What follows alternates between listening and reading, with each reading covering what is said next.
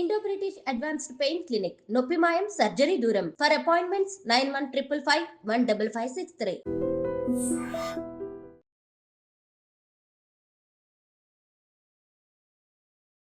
Welcome to iDream. It's me Anusha Kumar. ఇవాళ మన guest ప్రముఖ న్యాయవాది నాగేశ్వర పూజారి గారు ఉన్నారు. వారితో మాట్లాడదాం. నమస్తే sir. So audience point of వ్యూలో ఒక ఇష్యూ మేము దగ్గరికి తీసుకొస్తాం. అబ్బాయిలందరూ కూడా పెళ్ళికి భయపడుతున్నారు. ఎందుకు అంటే వచ్చి ఏమన్నా తేడాలు జరిగితే ఈ మధ్య డైవర్స్లు ఎక్కువైపోతున్నాయి. వాళ్ళు స్ట్రైట్ ఫార్వర్డ్గా పేరెంట్స్కి వేస్తున్న క్వశ్చన్, ఏంట్రా పెళ్లి చేసుకోవట్లేదు అని అంటే, ఎందుకు ఆస్తి పోగొట్టుకోవడానికా లేకపోతే నా శాలరీ సగం దానికి పెట్టడానికా అనేది అతని వ్యూ. అమ్మాయిలు ఏమంటారు, నేను ఇంత చదువుకొని వాడికి కోట్లు ఖర్చు పెట్టి వాడికి లక్షలు కట్నం ఇచ్చి వాడి ఇంట్లో పని చేయడానిక అని అమ్మాయి. సో ఇద్దరి ఇష్యూస్ ఇలా ఉన్నప్పుడు పెళ్లి మీద పూర్తిగా నమ్మకం పోయింది అందరికీ. ఇప్పుడు రీసెంట్గా ఒక అబ్బాయి చనిపోయాడు బెంగళూరు టెక్కి, మీకు తెలిసిందే. సో సూసైడ్ చేసుకున్నాడు, భార్య వేధింపులు ఎక్కువగా అడిగిందని చెప్పేసి. సో ఈ సిచ్యువేషన్లో ఎట్లా చూడాలి? భార్యలు ఎలిమోనీ తీసుకోవడం, అటు అబ్బాయిలు కట్నం డిమాండ్ చేయడం, ఈ మధ్యలో కొందరు సూసైడ్ చేసుకోవడం, ఎట్లా చూడాలి? బ్యాలెన్స్ చేసుకుంటాం. జనరల్గా ఈ ప్రపంచంలో ఏ ప్రాణి అయినా కూడా, ఒక మనిషి తప్ప ఏ ప్రాణి కూడా ఆత్మహత్య చేసుకోదు. ఆత్మహత్య చేసుకునే ఏకైక జీవి మనిషి ఒక్కడే. ఓకే, బీయింగ్ ఏ సైలాజిస్ట్, నిన్ను అసలు ఈ వ్యక్తి ఎందుకు ఆత్మహత్యలు చేసుకుంటారు అనే విషయం మీద నేను రీసెర్చ్ చేస్తే, ఆత్మహత్యలకు మెయిన్ రీజన్ ఏంటి అంటే డిప్రెషన్. ఓకే, డిప్రెషన్ ఏ నుంచి వస్తుంది అంటే, ఒక సమస్య మీద అవగాహన లేకపోవడం వల్ల డిప్రెషన్ వస్తుంది. అంటే ఆ సమస్యను ఎట్లా సాల్వ్ చేయాలా అనేది వాళ్ళకి అర్థం కాదు, వాళ్ళకి అంత ఆలోచించే పవర్ కానీ ఉండదు. First point. రెండోది, పక్కన నిలబడి వాళ్ళతో మాట్లాడగలిగే ఓపిక ఎవరికి లేదు ఇప్పుడున్న జనరేషన్లో. ఓకే, లేకపోవడం వల్ల ఏంటంటే అది ఇంకెక్కువ అయిపోతుంది. ఎప్పుడైనా ఒక వ్యక్తి ఆత్మహత్య ఎప్పుడు చేసుకుంటాడు ఏంటంటే, ఈ ప్రపంచంలో నాకు ఎవ్వరు సహాయం చేసేటోళ్ళు లేరు, సో నా జీవితం అయిపోయింది, సో ఇంతమంది ఉన్నా నాకు ఎవరు సాయం చేయనప్పుడు ఎవరి కోసం బతకాలని చెప్పేసి ఆత్మహత్య చేసుకుంటారు. ఆత్మహత్యకు రీజన్ ఫస్ట్ అది. సో నువ్వు ఎప్పుడైనా సరే ఒక వ్యక్తికి, నీ పక్క నేనున్నా, నీ కోసం నేను కష్టపడతా, లేకపోతే నీ కోసం నేను నిలబడతా, నీవు పని చేయని చెప్తే వాడు ఆత్మహత్య చేసుకోడు ఎప్పుడు. ఎందుకంటే ఆ ధైర్యం వేరే. అరే, నా పక్కన ఒక వ్యక్తి ఉన్నాడు, నా కోసం ఉన్నారనే ధైర్యంతో బతకాలనిపిస్తుంది. సో మనం ఫాస్ట్ మూవింగ్లో ఏంటంటే, మనకి ఎవరైనా సమస్య చెప్తున్నా కూడా అని మనం వాళ్ళని రియాక్షన్ చేయడము, పట్టించుకోకపోవడం చేస్తాం మనం జనరల్గా. ఓకే, సో దానివల్ల ఆత్మహత్య చేసుకుంటారు.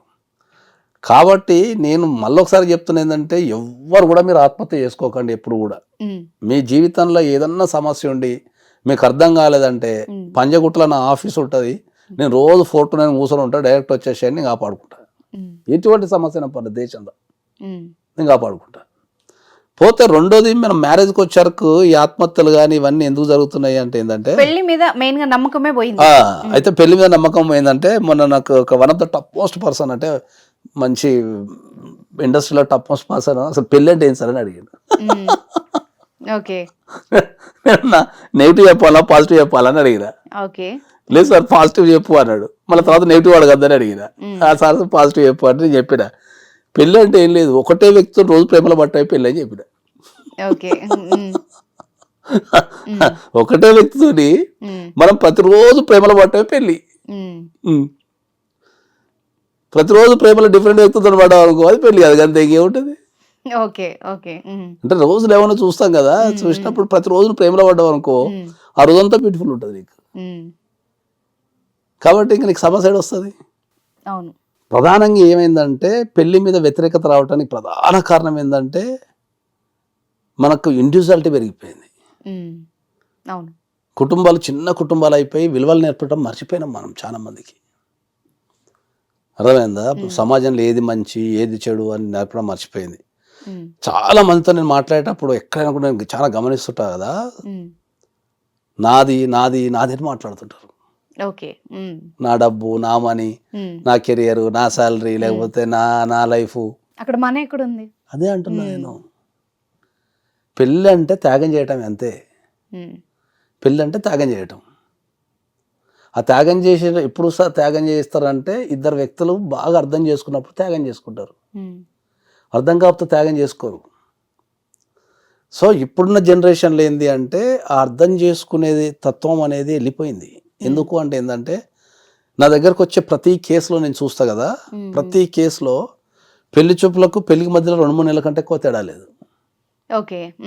First point. ఇన్స్టెంట్ మ్యారేజెస్ అంటున్నారు. అంత ఇన్స్టెంట్ మ్యారేజ్ ఉన్నాయి. మాక్సిమం 90% ఆన్లైన్లో చూసుకోవటం, ముచ్చట పెట్టుకోవటం, నీకెంత వస్తుంది నాకెంత వస్తుంది, లేకపోతే నువ్వేం ప్యాకేజీ నాదేం ప్యాకేజీ, నువ్వేం చేస్తావు నేనేం చేస్తా, అందంగా ఉన్నావా, ఇంతే. ఇవే మనకు సెట్ అవుతుందా లేదా, సెట్ అవుతుందా లేదా, ఇంతే.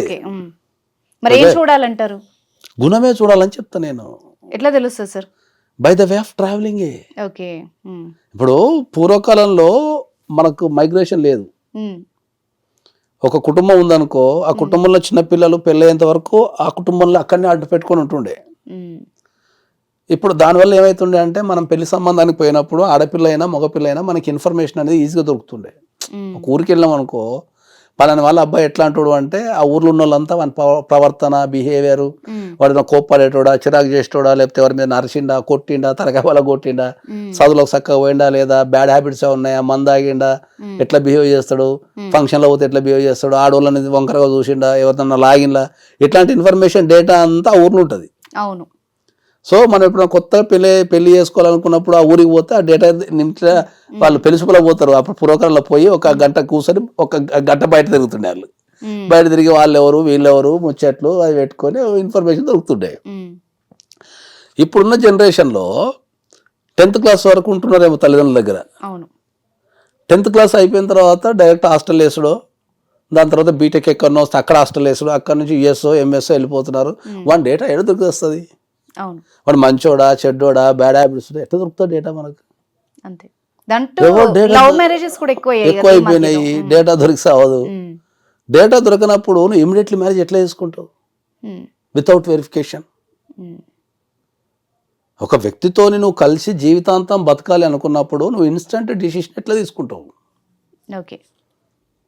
చుట్టాలు లేరు, ఇప్పుడు ఎవరికి చుట్టాలు లేరు తెలుసా? అంటే పేరెంట్స్ కూడా ఇవే చూడట్లేదు కదండి. అదే చెప్తున్నా నేను, అదే అందరికి చెప్పేది, అదే చెప్తున్నా. నువ్వు ఎంత సంపాదించినా ఫైనల్ నీకు కావాల్సింది ప్రశాంతంగా ఉండటమే కదా. నువ్వు 100 కోట్లు సంపాదించినా నీకు కావాల్సింది ప్రశాంతంగా ఉండటమే కదా. నువ్వు 100 కోట్లు సంపాదించినావు, లాస్ట్కి ఇంట్లో కూర్చొని భార్యతోనో పిల్లలతోనో వాళ్ళతోనో సమాజంతోనో ముచ్చట పెట్టడమే కదా ఆనందం. ఒక మనిషి ఇంకో మనిషితో ముచ్చట పెట్టడమే జీవితం. అది ప్రశాంతంగా. నువ్వు 100 కోట్లున్నా రూపాయి లేకున్నా నీకు అది ఉంటే సరిపోతుంది జీవితానికి. ఇప్పుడు నువ్వు ఆ మనిషితోని ఇంకో మనిషితో మాట్లాడే టైం ఏమనికి లేదు దేశంలో. అవును. ఎవరి ఫోన్లో వాళ్ళు ఉంటున్నారు, ఎవరి దాంట్లో వాళ్ళే ఉంటారు, ఎవరి కెరీర్ వాళ్ళే అనుకుంటున్నారు. మీ దగ్గరకు వచ్చే కేసెస్ సార్ డివోర్స్లో ఎలాంటి రీజన్స్ చెప్తారు? మోస్ట్ ఎక్కువ వచ్చే రీజన్స్ ఏంటి? ఎక్కువ వచ్చే reasons interference of the parents. Parents. Okay. Third person involvement ఎక్కువ. 2 ఇల్లీగల్ అఫైర్స్.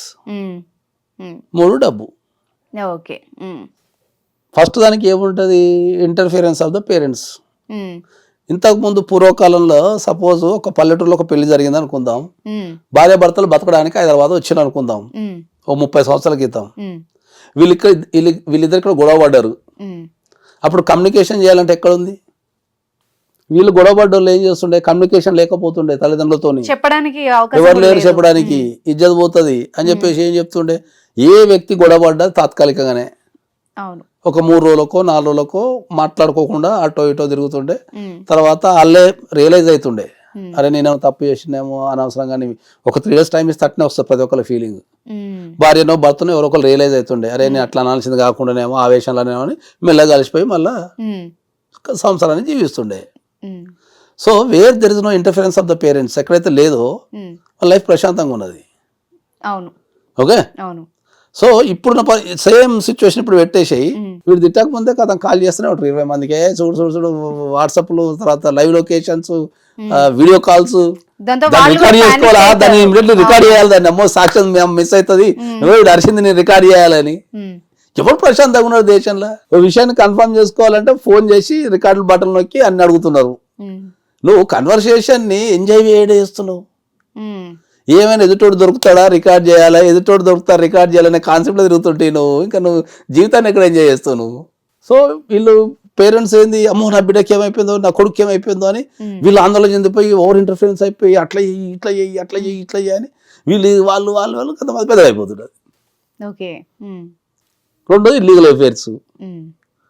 ఫోన్ లేనప్పుడు ఇల్లీగల్ అఫైర్ ఎవరైనా పెట్టుకున్నా ఏదైనా కారణం వల్ల దొరికినా వాళ్ళిద్దరిని కొట్టి పెళ్లి చేసేటో పంపిస్తుండే. విడదీయడానికి ఈజీగా ఉండేది. విడదీయడానికి ఈజీగా ఉండే, వాళ్ళకి కలవడానికి ఆప్షన్ లేదు అప్పుడు, ఎందుకంటే సెల్ ఫోన్ లేదు కదా. ఒక అమ్మాయికి పెళ్లి చేసి పక్క ఊరికి పంపించేస్తే ఆ ఊర్లో ఉంటుండే. పెళ్ళైన కొత్తలో ప్రేమికుని మర్చిపోలేక ఏడుస్తుండే. అప్పుడు అక్కడ వాళ్ళే అనుకుంటుండే, అయ్యో ఇల్లు కొత్త ఇంటికి వచ్చింది కదా, చిన్నప్పటి నుంచి అక్కడ పెరిగింది కదా, కొత్త ఇంటికి వచ్చింది కదా, కొత్త వాతావరణం కదా, నిద్ర పడతాం లేదేమో, ఆహారపు అలవాట్లు వేరే ఉంటాయి, కల్చర్ కొద్దిగా డిఫరెన్స్ ఉంటుంది కదా, అడ్జస్ట్ కాలేకపోతుందేమో, హోమ్ సిక్ ఏమో అనుకొని వీళ్ళు చదవకపోతుండే. సరిపోయింది. వీళ్ళకి ఇటు చదవకపోతుండే, అవి ఏడ్చుకుంటూ కూర్చుంటుండే. ఓవర్ ద పీరియడ్ కాలం అన్నింటినీ మార్చేస్తుంది కాబట్టి ఓవర్ ద పీరియడ్ మెల్ల ఆ కుటుంబంలో కలిసిపోతుండే. సేమ్ సిచ్యువేషన్ మళ్ళీ ఇప్పుడు తీసుకొచ్చేసాను. ఏముంటది ఇప్పుడు cell phone. Okay, cell phone లో సెల్ ఫోన్ లో ఖాళీలు ఉన్నప్పుడు ప్రేమించుకుంటారు. ఇక్కడ పెళ్లి జరుగుతుంటే కూడా వాళ్ళు టెక్స్ట్ చేసుకుంటుంటారు లైవ్. ఇప్పుడు 1 3 వేసిండు, ఇప్పుడే 2 3 వేసిండు, ఇప్పుడు 3 3 పడ్డది, సాయంత్రం హనీమూన్కి పోతాను పండగ అని ఆ బెడ్రూమ్ ఫోటోలు కూడా పంచుకుంటున్నారు. మళ్ళీ అవతల నుంచి ఇద్దరు రాత్రి శోభనం ఎట్లా జరిగింది, బాగా జరిగింది అని దాంట్లో కూడా చర్చ ఇద్దరు ఎవరు ఎక్స్లు కనెక్షన్ కట్ అయింది. దానికోసం మొబైల్ తెల్లవారులు అంటు పెట్టుకోవాలా, పక్కలకి ఇవ్వద్దు, బాత్రూమ్ పోవాలా, రాత్రులు దొంగతనంగా లేవాలి. ఈ బతుకంతా దొంగ బతికే కదా. దొరికితే ఇంకొక ఏదో ఒక రోజు ఇప్పుడు వేరే ఒక రోజు రంగున SMS టింగ్ చూస్తే కదా వాళ్ళు వచ్చి అడ్వకేట్ ఆఫీస్లో కూర్చుంటారు. ఇంకో ప్రాబ్లం కూడా సెల్ ఫోన్ తోని. చెప్పండి.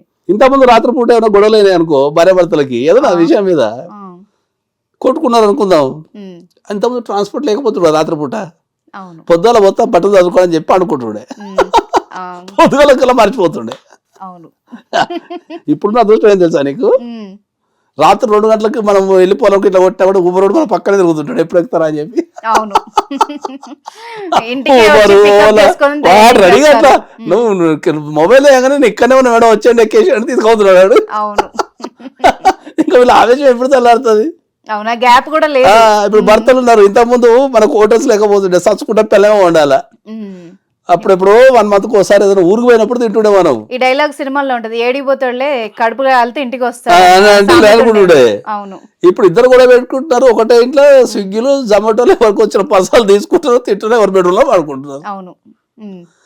టెక్నాలజీ మనిషి జీవితాన్ని ఎంతగా నాశనం చేసిందంటే అంటే అదే చెప్తున్నా కదా, మనిషి ఒక మనిషికి అటాచ్మెంట్ అవ్వాల్సింది పోయి ఒక మిషన్ కి అటాచ్మెంట్ అయిపోతున్నాడు. మిషన్ కి అటాచ్మెంట్ అయిపోయిన తర్వాత ఇంకో మనిషితో మాట్లాడలేకపోతున్నాడు. That is the problem in the nowadays the country facing that. టెక్నాలజీతోని మనం రోబోల కింద మారిపోతాం. ఇంకా నాకు తెలిసి ఇంకో 20-30 సంవత్సరాలకు రోబోల కింద మారిపోతాం మనం. ఇప్పటికే ఎఫెక్షన్ లేదు, ప్రేమ లేదు, ఒక నిలబడతాం పోరాడదాం అని చెప్పేటోళ్ళు లేడు. సమాజం అయితే కంప్లీట్ బాధ్యత మర్చిపోయింది, కంప్లీట్. ఎవ్వరు ఒక మూమెంట్ ఎంజాయ్ చేస్తలేరు, అసలు ఎక్కడ కూడా ఒక మూమెంట్ ఎంజాయ్ చేసే పరిస్థితి లేదు. ఇంతకు నేను మొన్న పుష్ప 2 సినిమాకి పోయినా. సినిమా ఇట్లా స్టార్ట్ అయింది, థియేటర్లో ఎంత మంది ఉన్నారో అంతమంది సెల్ ఫోన్లతో దాన్ని చిత్రీకరించారు. నేను ఒక్కనే ఫోన్ పక్కన పెట్టి అరే అమ్మ ఇదేంటో అందులో సినిమాకి వచ్చిందా మొత్తం థియేటర్ మొత్తం పెట్టేసి కెమెరాలు. వాడు సినిమా చూడటం బంద్ చేసి ఏది సీన్ వస్తుంది రికార్డ్ చేస్తున్నాడు, స్టేటస్ పెడుతున్నాడు, రికార్డ్ చేస్తున్నాను.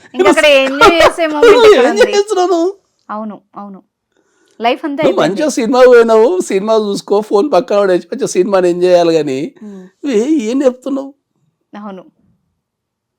ఇంతకుముందు మనకు సామాజిక బాధ్యత ఉంటుండే, ఏమన్నా రోడ్డు మీద తప్పు చేస్తున్నావు, ఏదైనా చెడ్డ ప్రవర్తిస్తున్నావు, వచ్చి బెదిరించేటోళ్ళు, అది చేసేటోళ్ళు. ఇంతెందుకు, పెళ్ళైన అమ్మాయి పూర్వకాలంలో ఇంటికి పోతే పండగ తెల్లారికి ఒక్క ఎక్స్ట్రా కూడా సమాజం ఉండలేకపోతుండే తెలుసా నీకు. పక్కింటి వాళ్ళు వచ్చి ఏమైంది ఇంకా పండగ అయిపోయింది పోలే అని అడుగుతుండే. ఏమైంది మీ అత్తకు నీకైనా గొడవ అయిందా, లేకపోతే మొగుడితో ఏమైనా గొడవ అయిందా అని దగ్గరుండి బస్ ఎక్కుతుండే. వీళ్ళకంటే లేదు నీ అమ్మ జీతం నా ఇజ్జంతా పోయేటట్టు అయినా బస్ ఎక్కుతుండే వీళ్ళు. ఇప్పుడు పెళ్ళైన అమ్మాయి వచ్చి ఇంట్లో కూర్చుంటే పక్కింటోడు కదా ఇంట్లో అడుగుతలేరు. రంగరంగ వైభవంగా పెళ్లి చేసుకొని 4 రోజులు తిరిగి వచ్చి ఇంట్లో కూర్చుంటే పక్కింటోడు అడుగుతలేడు. హైదరాబాద్ లో 50% ఆఫ్ ద ఫ్యామిలీస్ కి వాళ్ళ పక్కింట్లో ఎవరు ఉన్నారో తెలియదు. నా పక్కింట్లో దొంగ ఉన్నాడా, మంచోడు ఉన్నాడా, లేకపోతే డాక్టర్ ఉన్నాడా, సగం మంది తెలియదు. అపార్ట్మెంట్స్ కల్చర్ వచ్చినప్పుడే సామాజికంగా ఎప్పుడైతే మనిషి చచ్చిపోయిండో పెళ్లి వ్యవస్థ అనేది కుంటుపడిపోయింది. ఎగ్జాక్ట్లీ. పెళ్ళిళ్ళు చేసుకోకపోవడము, లేదంటే చేసుకొని గొడవలు పెట్టుకోవడం.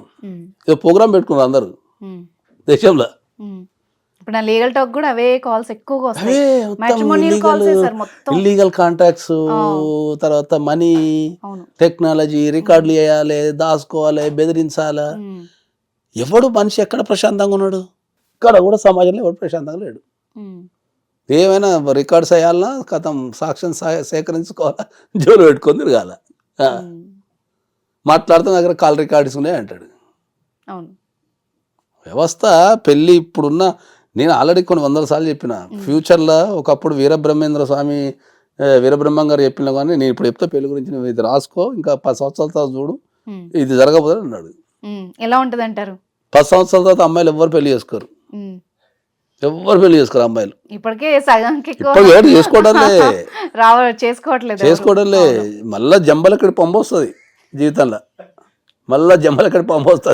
మగవాళ్ళంతా ఇంట్లో కూర్చొని గిన్నెలు తవ్వుకుంటూ ఉంటారు, వీళ్ళేమో జాబ్ వేస్తారు. ఏం రే అంటే అమ్మగారు వండి రండి అని చెప్పి పెడతారు. అది చెప్తే అందరు నా మీద దాడి చేస్తున్నారు. ఫ్యాక్ట్ మాట్లాడితే దాడి చేస్తున్నారు. కొంత జాగ్రత్త పడాల్సిన వాడు దేశంలో అరే ఇంటంటారా నాయన ఎవడు ఇంటలేడు. మీరే ఎక్స్పర్ట్, ఎందుకంటే మీరు చెప్తేనే తెలుస్తుంది. ఎక్కడ ఉన్నది ఛాయిస్? మగవాని ఛాయిస్ వెళ్ళిపోయింది. మగవాళ్ళకి అసలు ఛాయిస్ లేదు, ఇప్పుడు అంతా ఆడవాళ్ళ ఛాయిసే ఉన్నది. వాళ్ళు చెప్పినట్టు ఏంటి ఏమైనా తిండి పెడుతున్నారు, మంచిగా ప్రేమిస్తున్నారు, మంచిగా ఉంటున్నారు. చెప్పినట్టు దొబ్బారు అంటారు, కథం అయిపోయింది. పక్కన వాడు అడుగుంటున్నాడు ఎప్పుడు.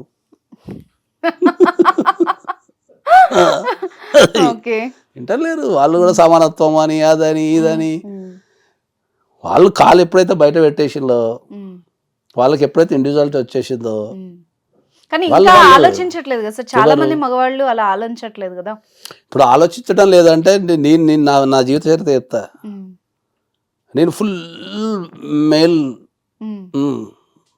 జనరల్గా, నేను స్వతహాగా నేను లాలో ఉన్నా కాబట్టి రోజుకు ఒక 100 మందిని కలుస్తా కాబట్టి కలిసి కలిసి కలిసి కలిసి కలిసి నా వ్యవస్థ మారిపోయి నేను మేల్ డామినేటెడ్ వ్యవస్థ నుంచి ఫిమేల్ సపోర్టింగ్ వచ్చేసిన, ఫెమినిజానికి వచ్చేసిన.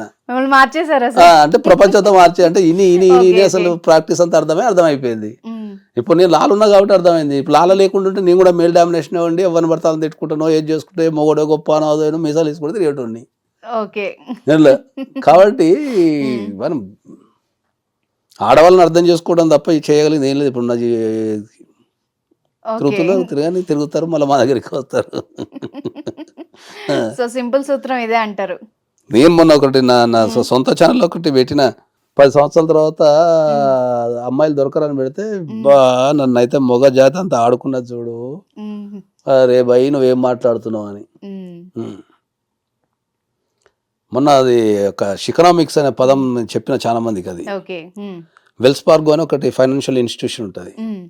వాళ్ళు రీసెర్చ్ చేసిండ్రు అసలు భారతదేశంలో ఏం జరుగుతున్నది ఫైనాన్షియల్ వ్యవస్థ మీద రీసెర్చ్ చేస్తే, ఆ రీసెర్చ్లో చాలా స్పష్టంగా చెప్పిండ్రు 2030 కల్లా. ఇప్పుడు ఎక్కడో 24 అయిపోయింది, 24 అంటే 25 అయిపోయింది, ఇంకా 5 years. 2030 కల్లా శికనామిక్స్ అని మీరు ఆన్లైన్లో కొట్టండి, రిపోర్ట్ వస్తుంది, సర్వే రిపోర్ట్ వస్తుంది.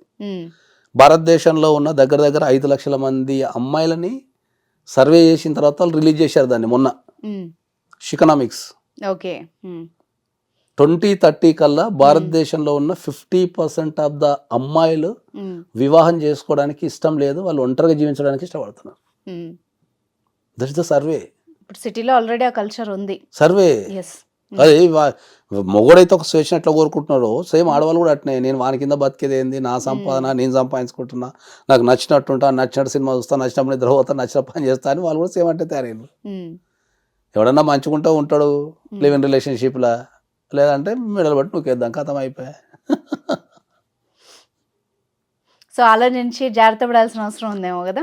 ప్రపంచం మొత్తం మన భారతదేశం మొత్తం కుటుంబాలతో సహా ఆలోచించకపోతే వ్యవస్థ కుంటుపడిపోతుంది. సో ఇంకా పాతకాలపు ఆలోచన లేకుండా కొంచెం ఆలోచించాలి ఇప్పటికన్నా. ఇంకొక 5 సంవత్సరాలు పోతే అసలు ఇప్పుడు నాకు తెలిసిన వాళ్ళే ఒక 10-15 మంది యూత్ పెళ్లిళ్ళు లేకుండా తిరుగుతున్నారు. అవును, సింగిల్స్ చాలా మంది అయ్యారు సార్. అవును, మా ఇంట్లో కూడా ఒకరు 2 ఉన్నారు. అరే నాయన చేసుకోరా అంటే అవసరమా మాకు ఇదంతా తిరగాలనా అని క్వశ్చనింగ్, లేట్ వస్తా క్వశ్చనింగ్. ఎవరు మారాలంటారు? ఇంత చెప్పారు కదా, సమాజమే మారాలా. ఆ సమాజంలో ఎవరు మళ్ళీ యూత్ సమాజం అంటే తల్లిదండ్రులు నేర్పాలా పిల్లలకి. తల్లిదండ్రులు పిల్లలకు నేర్పాలి ప్రతి చిన్నప్పటి నుంచి. ఇద్దరిని సమానంగా పెంచాలా, నేర్పాలా, ఒక సామాజిక పరిస్థితులు మారినాయనే విషయాన్ని చెప్పాలా. ఇప్పుడు మొన్న కేరళలో ఒకటి స్కూళ్ళల్లో అబ్బాయి ఇంటి పని చేస్తున్న ఫోటోలు పెట్టారు. So domestic work is both the parties. కిచెన్లో పని చేయడం ఆడవాళ్ళే అనుకుంటున్నారు కానీ ఇప్పుడు అట్లా లేదు. కిచెన్లో మగవాళ్ళు కూడా పని చేయాలా. ఇప్పుడు మన మగవాళ్ళకి సంబంధించి హాలిడేస్ ఇస్తున్నారు, పెటర్నిటీ లీవ్స్ ఇస్తున్నారు. సో ఇప్పుడు బోత్ ఆర్ ఈక్వల్ రెస్పెక్ట్ ఇవ్వాలా, ఫైనాన్షియల్ ప్లానింగ్ ఈక్వల్గా చేసుకోవాలా. అది ఎప్పుడైనా ఏమవుతుంది అంటే గొడవ ఎప్పుడైతుంది అంటే దోసుకోవడం స్టార్ట్ అయినప్పుడు గొడవ అవుతుంది, ఆడోళ్ళు కానీ మగవాళ్ళు కానీ. సింపుల్ లాజిక్ అది. ఇప్పుడు వైఫ్ పని చేస్తుంది అనుకో, ఆమెకి ఇచ్చే రెస్పెక్ట్ ఆమెకి ఇచ్చి ప్రేమతో లాక్కుంటే జీతం ఇచ్చేస్తుంది. ఎంతవరకు ఆమె కంఫర్ట్ అయిపోయిన తర్వాత మిగతా ఇది వేయాలి. మన వాళ్ళు ఏం చేస్తారు, మొత్తం దాడి చేసేస్తారు, దాన్ని మొత్తానికి త్వరగడదామని చూస్తారు. Scene reverse అయిద్దేమో. 1 నెల చూస్తారు, 2 నెలలు చూస్తారు, 3 నెలలు చూస్తారు, తర్వాత ఏం రాబోయింది తెల్లవాళ్ళు కష్టపడితే నీకు ఇచ్చేది అంటారు. ఇద్దరు ఫైనాన్షియల్. అందుకే నేను చాలా strongly recommended for everybody nowadays that premarital counselling అనేది కంపల్సరీ తీసుకోమని చెప్తున్నాం మనం. ఎందుకంటే అవన్నీ మనం డిస్కస్ చేస్తాం దీంట్లో. ఇప్పుడు మా దగ్గరకు వచ్చే పెళ్లిళ్ళలో పెళ్లికి ముందు బాయ్ ఫ్రెండ్ ఉంటాడు, చెప్పరు, ఇంట్లో చచ్చిపోతామంటారు, పక్కన పెళ్లి చేసుకుంటారు. కథం పక్కన పెళ్లి చేసుకుంటుంది, తెల్లారి పోయి మా ఆయనకు పని చేస్తున్నది అంటే కథం అయిపోయింది. అది ఎవరు ప్రూవ్ చేయాలి ఇప్పుడు దాన్ని? వీడు అంటాడు సార్ ఏడా సార్ పెళ్లికి వచ్చి పక్కన వెళ్ళిపోయింది సార్ అని వీడు మొత్తుకుంటుంటాడు.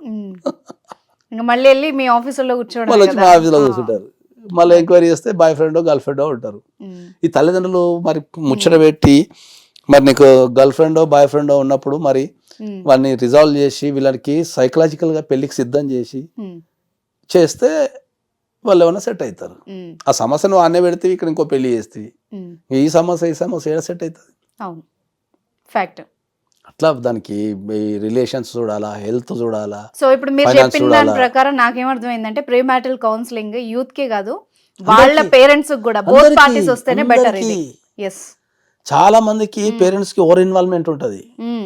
అవును, పిల్లల మీద ఓవర్ కంట్రోల్ తీసుకుంటారు చాలా మంది. ఇట్లనే చెయ్యి, నేను తండ్రిని కదా, నువ్వు ఇదే చదువు, లేకపోతే నువ్వు ఇట్లనే బిహేవ్ చేయి, నువ్వు ఇంతే ఖర్చు పెట్టు, నీ జీతం 50,000 వస్తుంది కదా అని ఓవర్ ఇన్వాల్వ్మెంట్ ఉంటుంది. దానివల్ల కొడుకు భరిస్తాడు, కూతురు భరిస్తుంది, ఎదుటోడు భరించాడు, అపైట్ పార్టీ భరించరు. ఒక్కసారి 18 సంవత్సరాలు వచ్చిన తర్వాత వాళ్ళకు మనం మంచి చేస్తున్నారా లేదా గమనించాలి తప్ప వాళ్ళ జీవితాన్ని నిర్ణయం తీసుకునే అధికారం చట్ట ప్రకారం కూడా లేదు. చాలా వాల్యుబుల్ ఇన్ఫర్మేషన్ ఇచ్చారు ఈరోజు. లేదు, చట్ట ప్రకారం 18 సంవత్సరాలు భారతదేశం నిండిన తర్వాత ఒక వ్యక్తి జీవితంలోకి ఎంటర్ అయ్యే అధికారం ఎవరికి లేదు, including wife and husband also. So ఇప్పుడు మీ మాటలన్నీ విన్నాక మ్యారిటల్ రేప్ ఉంది. మ్యారిటల్ రేప్ అంటే ఏంది?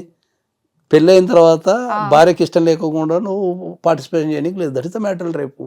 అవును, ఆ సెక్షన్ కూడా ఉంది. భార్యకి ఇష్టం లేకపోతే అది రేప్ గానే పరిగణిస్తారు. మరి అదే కదా, మరి చట్టం అంత ప్రయోజనం ఉన్నప్పుడు నువ్వు బలవంతం ఎట్లా చేస్తావు?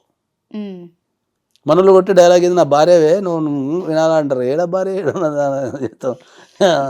ఇంకా సల్లా బతుకుంటే జమ్మలకి పంప సినిమా మన జీవితాల్లో వచ్చేస్తుంది. ఇంకా ఇప్పుడు మీరు చెప్పినవన్నీ కూడా వార్నింగ్స్ లాగా తీసుకుని కొంత మారితే కూడా కొంత రిలీఫ్ వస్తుందేమో. నేనైతే అసలు మ్యాట్రిమోనియల్ ఇష్యూస్ లో ఎవరిని కోర్టుకు రావద్దని నేనైతే వచ్చిన వాళ్ళందరికీ కాళ్ళు మొక్కి మరీ చెప్తాను. మా ఆఫీస్కి ఎవరైనా వస్తే కాళ్ళు మొక్కి చెప్తా. ఎందుకంటే ఒక మనిషి 20-25 వరకు తెలవకుండా ఒక కంట్రోల్లో బతుకుతాడు. 18 సంవత్సరాల వరకు మైనరు, మళ్ళీ తర్వాత కూడా చదువులు. మేమే ఇప్పుడు నేనున్నా అనుకో, మా అబ్బాయికి 18 సంవత్సరాలు దాటిన తర్వాత నేనే చదివించాలి కదా. నేను 18 సంవత్సరాలు వచ్చినాయి బాబు, చట్టం ప్రకారం వెళ్ళిపోవడానికి లేదు దేశంలో. సో వాడు స్టడీస్ పూర్తయి వాడు సెటిల్ కావడానికే 20-25 అవుతుంది. డిపెండ్ అపాన్ వాళ్ళ knowledge, economical situations, other conditions అన్ని కలిపి 20-25కి. అక్కడ నుంచి స్టార్ట్ అయిన తర్వాత ఏమవుతుంది, 35 వరకు వాడు ప్రశాంతమైన జీవితాన్ని గడిపిన అనుకో, అన్ని రకాలుగా, మ్యారేజ్ పరంగా కావచ్చు, కెరియర్ పరంగా, చిన్నదో పెద్దదో జాబ్ ఏదైనా. 25 నుంచి 35 మధ్యలో ఎవడైతే ప్రశాంతంగా బతుకుతాడో వాళ్ళ లైఫ్ అంతా ఎంజాయ్ చేస్తాడు. 25 నుంచి 35 మధ్యలో ఎవడైతే కోర్టు కేసులో ఇరుకుతాడు కదా, మ్యాట్రిమోనియల్ ఇష్యూస్లో, మన లైఫ్ అంతా అట్నే ఉంటుంది. ఈ ప్రపంచాన్ని పీడించే అతిపెద్ద సమస్య ఏం తెలుసా? Late marriages. ఓకే. 30-35 పెళ్లి చేసుకుంటే నీకు అట్రాక్షన్, నీకు జనరల్గా ఎంగ్లో పెళ్లి చేసుకోమని చెప్తాను నేను. మాక్సిమం 25 లోపు పెళ్ళి అయిపోవాలా అబ్బాయికి. కానీ అప్పుడు వాళ్ళకి కూడా ఇష్యూస్ ఉన్నాయి కదా సార్, మళ్ళీ శాలరీ ఎంత, ఏం సంపాదిస్తున్నారు, కెరీర్ ఏంటి, అది వాళ్ళకి అతిపెద్ద సమస్య కదా మళ్ళీ అది. ఇవన్నీ చూసే జీవితం దుబ్బ పెట్టుకుంటా చెప్పేది నేను. నువ్వు అబ్బాయిలకైనా అమ్మాయిలకైనా చూడాల్సింది శాలరీయో కెరీరో కాదు, వాని గుణం ఎంత ఉంది, లేకపోతే అమ్మాయి గుణం ఎట్లుంది, ఒక కుటుంబాన్ని కాపాడుకోగలుగుతారా, కష్టం వస్తే పక్క నిలబడగలుగుతారా, ఓకే, కష్టాలలో సుఖాలలో తోడుండగలుగుతారా, ఒకరినొకరు ప్రేమించుకోగలుగుతారా అని నేర్పాలా. మీరు మనందరం అంటే నేను కాదు, నేను ఎప్పుడు అట్లా చేయనుకో, నేను మావాడు ఒప్పుకుంటే 25 చేసేస్తాను, నేను 23-24కే చేసేస్తాను మావాడు ఒప్పుకుంటే. అట్లయితే మైండ్ ప్రిపేర్ చేసి పెట్టినా తర్వాత వాని ఇష్టం, నేను ఫోర్స్ చేయాలి, అది వేరే విషయం. కానీ 25 లోపు మ్యారేజ్ అయిపోవాలా. ఎంగులు ఉన్నప్పుడే నువ్వు జీవితాన్ని అనుభవించకపోతే 35కి ఎవరికి ముడ్డి గుడ్లు వేస్తలేదు దేశంలో, తినే తిండికి తాగే తాగుడికి. సగం రోగాలతో ఉన్నారు. అవును, బీపీలు షుగర్ తోని 30 years కి stress, work stress, travelling, pollution, food. వాడి జీవితాన్ని ఏం చేస్తాడు? 30కి పెళ్లి చేస్తే 35కి కొడుకో బిడ్డ పుడితే వీడు ముసలుడు అవుతుంటాడు, వాడు ఎంగులు ఉంటాడు. వాడు 10కి రాగానే వీడు 50 ఉంటాడు, 50 వీడు అప్పటికి హాస్పిటల్స్ వీడు తిరుగుతుంటాడు. ఇక ఇద్దరి మధ్యలో నీకు బాండింగ్ ఏర్పడుతుంది. ఇప్పుడు నేను 45, మా అబ్బాయి 18, ఇప్పుడు మాకు బాండింగ్ ఉన్నది. మరిగా 35-30 ఏముంటే 35 చేసుకుంటే అమ్మాయిలైనా అబ్బాయిలు నాకు అర్థం కాదు. సగం దేశాల్లో ఉన్న అమ్మాయిలకి 50% ఆఫ్ ద అమ్మాయిలకి పీసీఓడీలో ఉన్నాయి. అమ్మాయిలకి పీసీఓడీలు ఎన్ని నుంచి వస్తాయి? స్ట్రెస్, ఫుడ్డే. జాబ్ గురించి స్ట్రెస్, ట్రావెలింగ్ గురించి, మన కెరీర్ గురించి స్ట్రెస్, అన్ని స్ట్రెస్లే ఉన్నాయి. అయిపోయి ఇంకేముంటుంది? పెళ్ళి అమ్మాయికి 22 ఇస్ హైయెస్ట్. తర్వాత పిల్లలు పుట్టకపోవడం స్ట్రెస్తోని, తర్వాత ఏం చేసిన ఇక మనకి కొత్త కొత్త సిస్టాలు అనేది తెచ్చి పెట్టేసిండు. ఐవీఎఫ్లనో లేకపోతే అవి సరగస్ అనో ఇంకెవడు కంటాడా చెప్పేసి కనడం కూడా మానేసిండు జనాలు. ఎగ్జాక్ట్లీ. సో ఎలాబరేటెడ్ గా ఉన్న సిచ్యువేషన్స్ అన్ని చెప్పారు. పుట్టే పిల్లలు కూడా స్ట్రాంగ్ గా లేరు ఇప్పుడు. అవును అవును, మానసికంగా స్ట్రాంగ్ గా లేరు, శారీరకంగా కూడా స్ట్రాంగ్ గా లేరు. ఎందుకంటే ఒక చిన్న ఉదాహరణ ఏముంటే చెప్తాను మీకు, అర్థమయ్యే భాషలో చెప్తా. నీకు విత్తనం ఎట్లాంటిదో చెట్టు అట్లాంటిది. నువ్వు ఎంత మంచి విత్తనం ఉంటుందో చెట్టు అంతే మంచిగా వస్తుంది. అట్లనే నువ్వు ఒక జీవికి నువ్వు జీవం ఇవ్వాలంటే నువ్వు ఎంత స్ట్రాంగ్ ఉంటావో, నీ ఆలోచనలు ఎంత మంచిగా ఉంటాయో అట్లాంటి వ్యక్తులే పుడతారు. నువ్వు భయపడుకుంటా స్ట్రెస్తో నీ బతుక్కుంటా ఈ రకరకాల గజిబిజితో పిల్లల్ని కంటే వాళ్ళు కూడా అట్నే ఉంటారు. నీ బాడీ రిఫ్లెక్షనే వాళ్ళకి వస్తుంది. అయిపోయి ఉంటుంది. సో నిజంగా ఆలోచించాల్సిన విషయమేమో అనిపించింది. చాలా సీరియస్గా ఉంది మ్యాటర్. ఒక న్యాయం జరగాలి అని ఏదైతే అతను ఒక టీషర్ట్ వేసుకొని న్యాయ వ్యవస్థ మీద అతను సంధించిన ప్రశ్నలు నిజంగా ఈరోజు డిస్కషన్ చేసుకోవాలేమో. ఏం జరుగుతోంది సార్? అసలు న్యాయ వ్యవస్థ మీద నమ్మకం పోతుందా జనాలకి? నేను ఎప్పటి నుంచో సమాజానికి చాలా స్పష్టంగా చెప్తున్నా నేను. ఎందుకంటే భారతదేశంలో కుటుంబ వ్యవస్థ అనేది, అంటే ఎస్పెషల్లీ మ్యారేజ్ అనేది ప్రతి మనిషికి జీవితంలో 3 విషయాలు చాలా ఇంపార్టెంట్. ఒక 2 విషయాలు బతుకున్నప్పుడు చూస్తాడు, 3వ విషయం మనకు తెలియదు. ఏ మనిషి జీవితంలో మనం మాట్లాడేటప్పుడు పుట్టుక గురించి మాట్లాడతాం, నెక్స్ట్ పెళ్లి గురించి మాట్లాడతాం, 3వది చావు గురించి మాట్లాడతాం. సో చావు అనేది మన చేతులు ఉండదు, ఇక పుట్టుక మన చేతులు ఉండదు. మన చేతులు ఉండేది ఏంది? పెళ్ళి ఒకటి. ఓకే, ఈ ప్రపంచం మొత్తం మీద ఈ ప్రపంచం మొత్తం మీద భారతదేశానికి ఉన్న ప్రత్యేకత ఏంది అంటే ఫ్యామిలీ వ్యవస్థనే.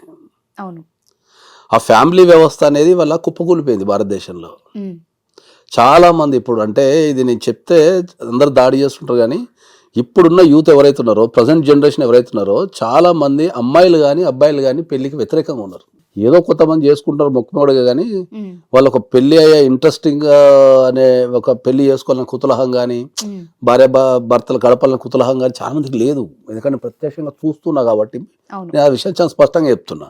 చేసుకున్న వాళ్ళు ఎన్ని రోజులు ఉంటున్నారు, చేసుకున్నా కూడా 40% of the people with in 1 year లో విడాకులు తీసుకుంటున్నారు. అదే అంటున్నా, బయట సో ఇప్పుడు ఈ టెక్కీ అనే వ్యక్తికి ఆత్మహత్య ఏంటంటే నేను అందరికి స్పష్టంగా చెప్పేది ఏంటి అంటే ఫ్యామిలీ కేసులు అంతా బాధించే కేసులు ఏం కావు అవి. ఓకే, ఆత్మహత్య చేసుకునేంత కేసులు ఏం కావు అవి.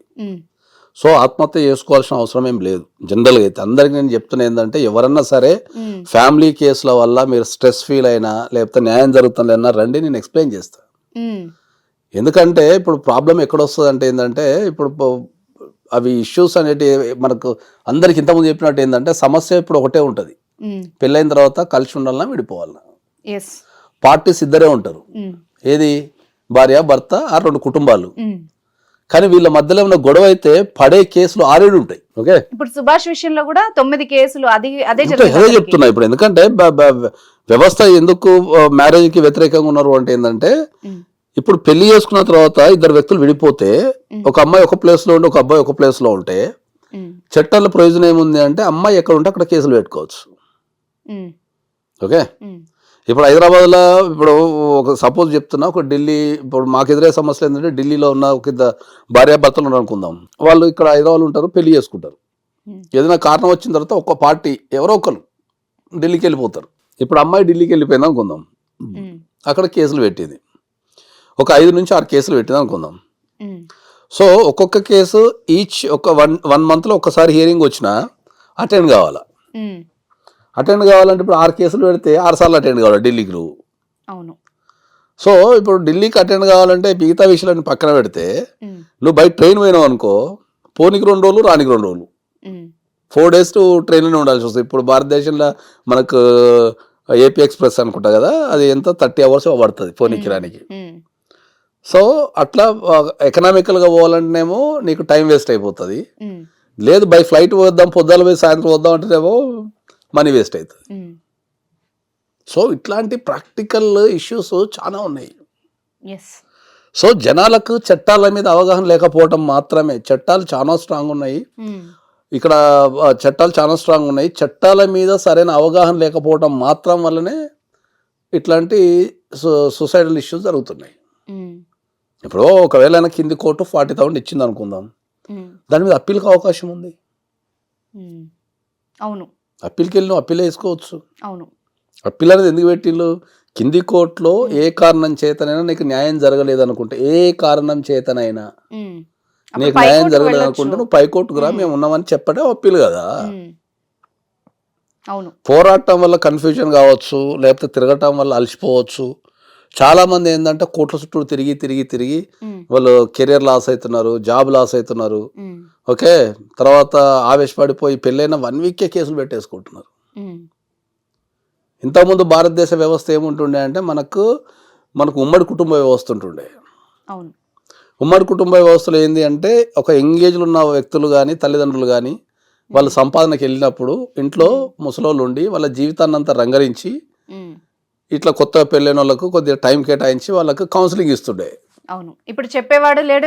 అదే కదా ప్రాబ్లం. ఇప్పుడు భారతదేశంలో రకరకాల ప్రాబ్లమ్స్, మైగ్రేషన్ పెరిగిపోయింది. ఇప్పుడు ఇంతకు ముందు ఎక్కడున్నా కూడా మనకు మాక్సిమం 100 kilometers రేడియస్ లో మనిషి నివసిస్తుండే. ఇప్పుడున్న టెక్నాలజీకి, ఇప్పుడున్న ఆపర్చునిటీస్కి దేశాలు దాటిపోతున్నాం.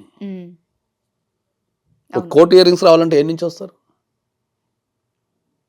కాబట్టి సమాజంలో ఏంటంటే నేను 1000 సార్లు చెప్పిన ఏంటంటే ఎప్పుడైనా సరే మీరు పెళ్లి చేసుకునే ముందు కంపల్సరీ ప్రీ మ్యారిటల్ కౌన్సిలింగ్ అనేది ఎక్స్పర్ట్స్ చేత తీసుకోవాలా.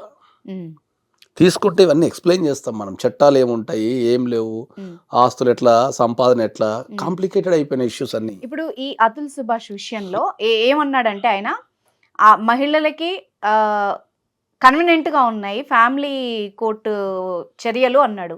అది వాస్తవంగా నిజమేనా? వాస్తవంగా నిజమేనా అంటే ఏంటంటే నిజంగా కనుక ఎక్కడన్నా మహిళలకే చట్టాలు అనుకూలంగా ఉంటే ఈ దేశంలో ఇప్పటికీ మహిళ ప్రతి ఇంట్లో, ప్రతి చోట, ప్రతి ప్లేస్ లో ఇబ్బంది ఎదుర్కోదు. ఓకే, అది రియల్ ఫ్యాక్ట్. అది రియల్ ఫ్యాక్టే కదా. ఇప్పుడు రియల్ ఫ్యాక్టే మాట్లాడుతున్నాం. చట్టాలు ఎవరికి ఒక సైడ్ నుంచి ఎప్పుడు కూడా అనుకూలంగా ఉండవు.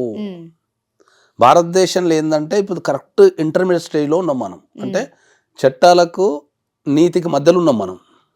అవును, ఓకే, దానికి చట్టానికి నీతికి మధ్యలో ఉన్నాం అంటే ఏంటంటే మీకు అర్థమే ఒక ఉదాహరణ చెప్తా. జనరల్గా ఎక్కడైనా పెళ్లి జరిగిన తర్వాత భార్యాభర్తలకు ఏదైనా గొడవ వచ్చినప్పుడు భార్య కానీ భార్య తరపు కుటుంబ సభ్యులు కానీ లేకపోతే పోలీస్ స్టేషన్లో కానీ లేకపోతే కొంతమంది మీడియేటర్స్ కానీ వాళ్ళు కొట్టే కొన్ని డైలాగ్స్ ఏముంటాయంటే ఫస్ట్ నేను ఒప్పుకుంటే నీకు డైవర్స్ వస్తుంది అని ఒక డైలాగ్ ఉంటుంది. అవును. నేను సంతకం పెట్టకపోతే నీకు డైవర్స్ అనేది ఒక డైలాగ్ ఉంటుంది. అవును. రెండోది నీ ఆస్తులు మొత్తం లాక్కుంటా అంటారు. అవును. ఓకే, ఈ ప్రపంచానికి నేను కొన్ని లక్షల సార్లు కుండ బద్దలు కూడా చెప్పిన ఏంటంటే భార్యకు భర్త ఆస్తి మీద కానీ అత్తామామల ఆస్తి మీద కానీ అసలు రైటే లేదని చెప్తున్నా నేను. కేవలం ఆమె అనుభవించవచ్చు, ఓన్లీ అనుభవించడానికి లేదా ఆమె మెయింటెనెన్స్ తీసుకోవడానికి, బతకడానికి కావాల్సిన మెయింటెనెన్స్ తీసుకోవడానికి మాత్రమే రైట్ ఉంది. అవును. ఆస్తులు గుంజుకున్న రైట్ లేదు ఎక్కడ. అవును. ఇది మిస్కన్సెప్షన్ చాలా మంది. ఎందుకు ఉంది అది? అదే చెప్తున్నా, ఎందుకు ఉంది? ఇది చట్టం. కానీ మరి జనాలు ఇది ఎందుకు మాట్లాడుతున్నారు నీ ఆస్తులు గుంజుకుంటా అని అంటే, మనం ఒక 40 సంవత్సరాలు వెనక్కి పోతే అప్పుడు కోర్టులు లేవు, అప్పుడు మ్యాట్రిమోనియల్ ఇష్యూస్ తక్కువ, కోర్టులు లేవు. ఏదున్నా కూడా ఊర్లో పెద్ద మనుషుల పంచాయతీలు చేసుకొని ఆ పెద్ద మనుషుల పంచాయతీలు చేసినప్పుడు ఏంటంటే రేపు భవిష్యత్తు ఎట్లుంటుందో తెలియదు కదా, ఈ అమ్మాయి ఇంకో పెళ్లి చేసుకోకపోవచ్చు, లేకపోతే వాళ్ళకి ఏమైనా పెళ్లి ఖర్చు అయి ఉండొచ్చు కదా అని పెద్ద మనుషులందరూ సమాజంలో సమానత్వం కోసం ఏంటంటే ఎంతో కొంత ఇచ్చి పంపించేటోళ్ళు అమ్మాయికి. ఇప్పుడు ఊర్లో ఉన్న 1 ఎకరం పొలం తీసుకోపో అంటే అప్పుడు మనీ ట్రాన్సాక్షన్ లేదు. అవును, ఫ్యాక్ట్ ఇది. అప్పుడు ఏమంటుండే, అరే ఆ ఊరు అనుకున్న పొలం 1 ఎకరం అమ్మాయి పేరు మీద రాసేయండి, డైవర్స్ తీసుకోండి అని చెప్పి తీర్పిస్తుండే. దాన్ని తీసుకొచ్చేసి నువ్వు చట్టాలు కాపాదిస్తున్నావు, నీ ఆస్తి గుంజుకుంటా, నీ ఆస్తి అంతా నాదే అంటే ఎవడు అసలు ఆస్తి ఎక్కడ ఆస్తి? నిజం. వీళ్ళందరికీ అర్థం కాని క్వశ్చన్ ఏంటంటే భార్య గనక భర్త ఆస్తి మీద కానీ అత్తామామల ఆస్తి మీద కానీ రైట్ ఉంటే ఈ భారతదేశంలో ఉన్న ప్రతి మగోడు జైల్లోనే ఉంటాడు. అది నిజం. సింపుల్ లాజిక్ అది. తాళి కట్టిన తర్వాత నెక్స్ట్ అడిగే క్వశ్చన్ ఏంది, నువ్వు బాబు నీ ఆస్తుల చిట్టా చెప్పు అంటారు.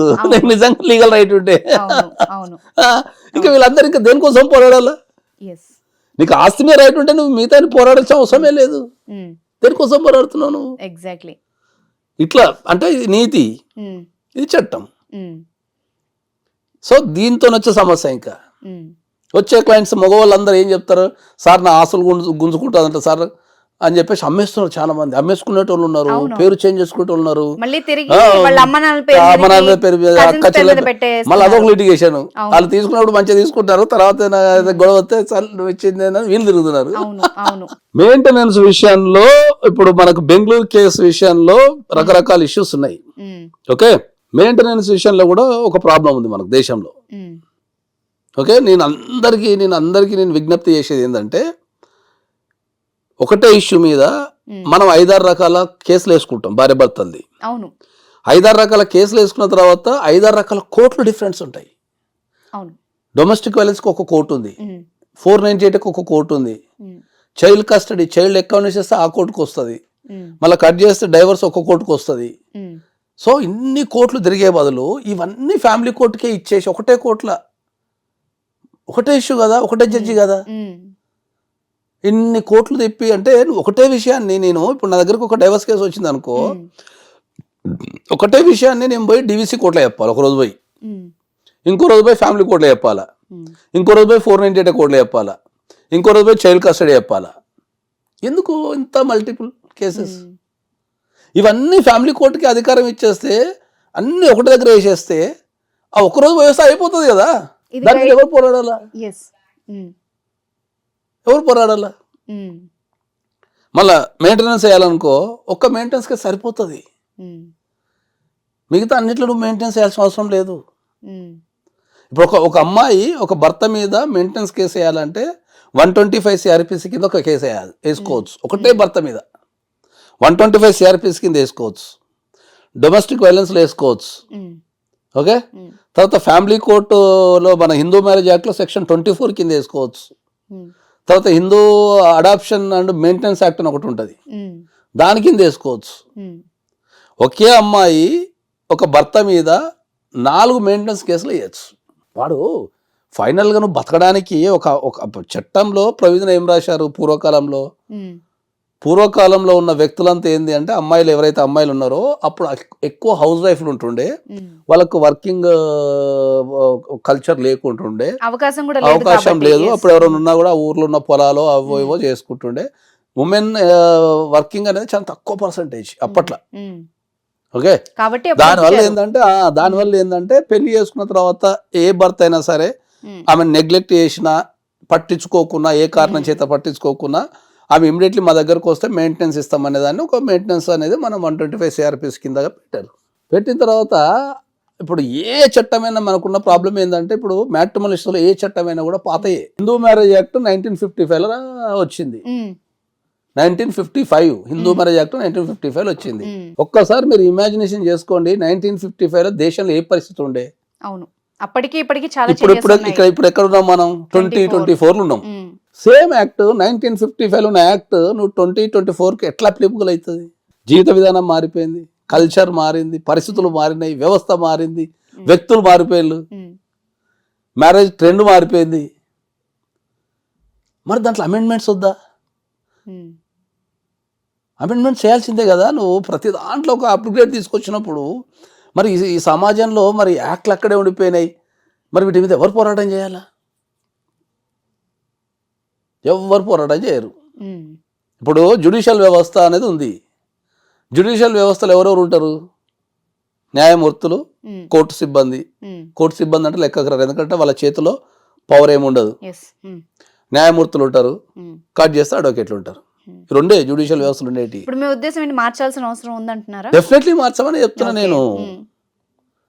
డెఫినెట్లీ మార్చాలని చెప్తున్నా. ఇన్ని మల్టిప్లై చేసి ఒకటే కేసుని మల్టిప్లై చేసేసి నువ్వు ఇంత ఇబ్బంది పెట్టడం ఎందుకు అంట నేను. కాదు సార్, ఇప్పుడు వర్కింగ్ ఉమెన్ కి గానీ మ్యారేజ్ అయినా పిల్లలు లేకపోతే ఆమెకు మెయింటెనెన్స్ రాదు అని చట్టంలో ఉంది కదా. ఎక్కడ కూడా అట్లా రాయలేదు. ఓకే, ఎక్కడ ఇస్తున్నారు? నువ్వు జాబ్ చేసినంత మాత్రం, ఎందుకంటే judgements are day to day మారిపోతుంటాయి. ఓకే, ఒక జాబ్ చేసే అమ్మాయికి మెయింటెనెన్స్ ఇవ్వద్దని ఎక్కడ రాయలే. కాకపోతే మనం కనుక ప్రూవ్ చేయగలిగితే ఆమె స్వశక్తిగా బతకగలుగుతున్న ప్రూవ్ చేయగలిగితే మెయింటెనెన్స్ ఇచ్చే అవకాశం లేదు, అంతే. అది ప్రూవ్ చేయాల్సిన బాధ్యత అడ్వకేట్స్ మీద ఉంటుంది. ఓకే, ఇప్పుడు జ్యుడిషియల్ వ్యవస్థలో మార్పు రావాలంటే ఎవరిలో మార్పు రావాలా? జ్యుడిషియల్ వ్యవస్థలో మార్పు రావాలంటే న్యాయమూర్తులు ఉంటారు, అడ్వకేట్లు ఉంటారు. ఇంకెవరు జ్యుడిషియల్ వ్యవస్థలు మొత్తం హైయెస్ట్ పార్ట్ జ్యుడిషియల్ వ్యవస్థలో తీసుకునేది జడ్జెస్, అడ్వకేట్సే. ఇప్పుడు జడ్జెస్ వాళ్ళు వచ్చేసి ధర్నాలు చేసో ఇంకోటి చేసో అయితే వాళ్ళు చేయలేరు కదా. అవును, మార్చాల్సింది అడ్వకేట్సే. క్లయింట్కు రిప్రజెంటేషన్ ఇచ్చి వానికి ఆలోచన రేకెత్తిచ్చి మనం వాడిని ఉత్తేజపరిచి మనం వానికి ఒక ఆలోచన ఇచ్చి మనం మార్చాల్సిన అడ్వకేట్స్ అంట నేను. ఇప్పుడు ప్రధానంగా మనం ఇది ఆత్మహత్య గురించి మాట్లాడుతున్నాం కదా. సో నిజంగా మీరు ఒక వ్యాలిడ్ పాయింట్ మాట్లాడారు. ఇప్పటి వరకు మీడియా అంతా కూడా ఒక రకంగానే మాట్లాడింది. ఎంతసేపు ఆయన ఆందోళన చెంది ఆమె వేధింపుల వల్ల చనిపోయాడు. మీరు కరెక్ట్ గా చెప్పారు, చనిపోవాల్సిన అవసరం లేదు. దేనికి చనిపోతావు? ఇక్కడ 14 hours బ్యాక్ కూడా ఒక లేడీ చనిపోయిందండి. దేనికి చనిపోతావు? ఎస్, ఈ మ్యారేజ్ ఈ హెరాస్మెంట్ లో నిజంగా చనిపోయేంత ప్రెషర్ ఉంటుందా? చనిపోయేంత, నేను అదే చెప్తున్నా, కేసులలో చనిపోయేంత ప్రెషర్ ఉండదు, కన్ఫ్యూజన్ ఉంటది. కన్ఫ్యూజన్ ఉంటది.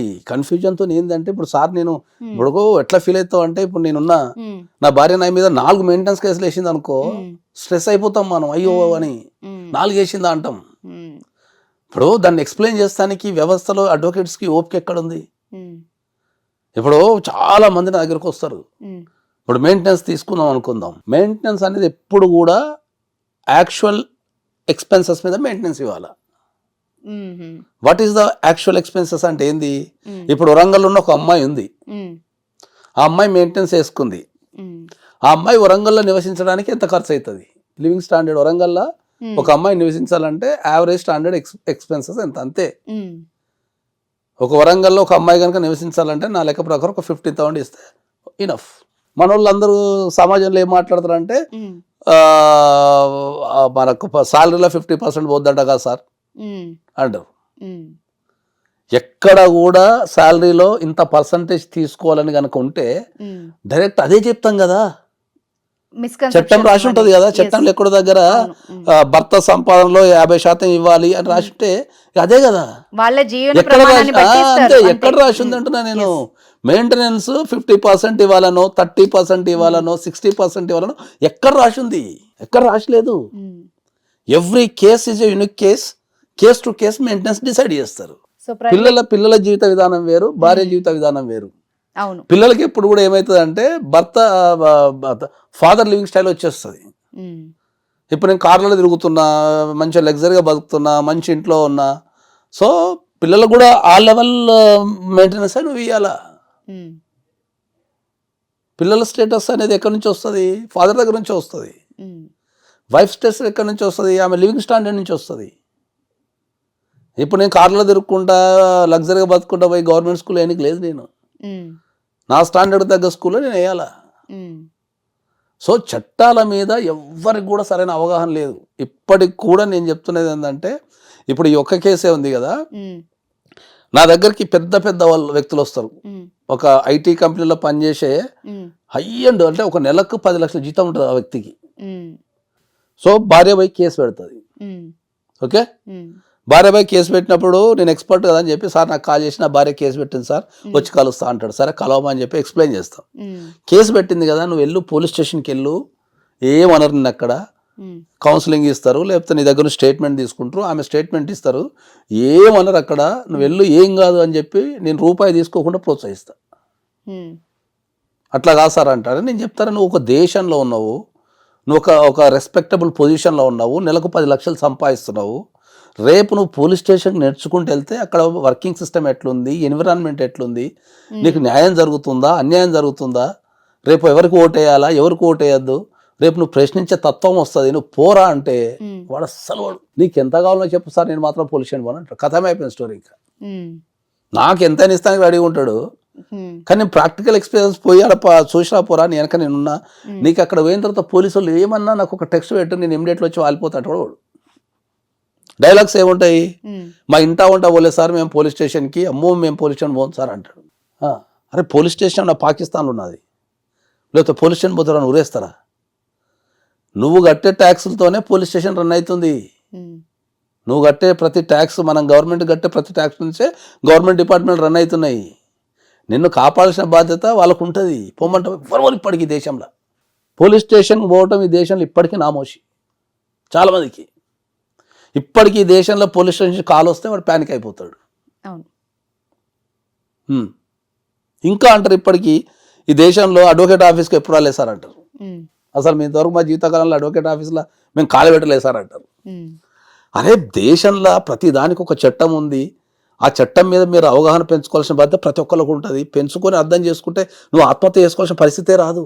ఎగ్జాక్ట్లీ, అర్థమైందా? ఏం చేస్తారు మా అంటే మెయింటెనెన్స్ 40,000 వేసాను అనుకుందాం. ఇప్పుడు ఆ నుంచి అప్పీల్ పోతాం, అక్కడ నుంచి సుప్రీంకోర్టు పోతాం, రివ్యూ చేస్తారు కదా. అవును, చాలా మంది ప్యానిక్ అయ్యేది ఏంటి అంటే, మ్యాట్రిమోనల్ ఇష్యూస్ వచ్చారు, ప్యానిక్ అయ్యేది ఏంటంటే ఇష్యూ ఒకటే ఉండి కేసు 6-7 అవుతాయి మల్టిపుల్. ఎట్లా మేనేజ్ చేయాలని అర్థం కాకనే వీళ్ళు ప్యానిక్ అవుతారు. కానీ చట్టం ఎవరి సైడ్ లేదు, ఇది అందరూ తెలుసుకోవాలి. చట్టం ఎవరి సైడ్ లేదు, ఆడవాళ్ళ సైడ్ లేదు, మొగోళ్ళ సైడ్ లేదు. ఇలా చెప్తున్నది గట్టిగా. అవును, నువ్వు ఎట్లా రిప్రజెంటేషన్ ఇస్తావు అనే దాని మీద చట్టం ఆధారపడినది. నువ్వు యాక్చువల్ కరెక్ట్ ప్రొసీడింగ్స్ తీసుకొని కరెక్ట్ నువ్వు చెప్పగలిగితే నీకు అసలు ఎంజాయ్ చేయొచ్చు ప్రొసీడింగ్స్. నేను ఇప్పుడు సైలాజిస్ట్ అనే పదం నేను వరల్డ్ సైలాజిస్ట్ అనే పదం కనిపెట్టింది నేనే. నువ్వు గూగుల్లో కొట్టినా కూడా రాదు. అది దాని ట్రేడ్ మార్క్ ఉంది నాకు, 20 years of the trade mark ఉంది. సైలాజిస్ట్ అంటే సైకాలజీ ప్లస్ లా రెండు కలిపి చెప్పే వ్యక్తిని సైలాజిస్ట్ అంటారు. వాళ్ళు ఇవ్వలేడు. ఇప్పుడు ఆ వ్యక్తి ఆత్మహత్య చేసుకోవాల్సిన పరిస్థితి ఎందుకు వచ్చింది చెప్పండి? పానిక్ అవ్వడమే, స్ట్రెస్ అవ్వడం, పానిక్ ఆయన పక్కన నిలబడి నిన్ను కాపాడుకుంటా అనే ధైర్యం ఇవ్వనందుకే చచ్చిపోతాడు మనిషి. అవును అవును, కన్ఫ్యూజ్ అయి ఉంటాడు. అరే ఎన్ని కేసులు పడ్డాయి, ఎట్లా ఏం చేయాలా? ఓకే, అడ్వకేట్స్ చెప్పుండకపోవచ్చు, ఏం కాదు నేను కాపాడుతా పో, నేను ఉన్న పోని ధైర్యాన్ని ఇవ్వకపోవచ్చు. మా దగ్గరకు వచ్చే వాళ్ళకు లా కంటే ఎక్కువ మేము సైకాలజీ పాఠాలు చెప్పాల్సి వస్తుంది తెలుసా. లా ఒకసారి చెప్తే వాళ్ళకి అర్థం కాదు.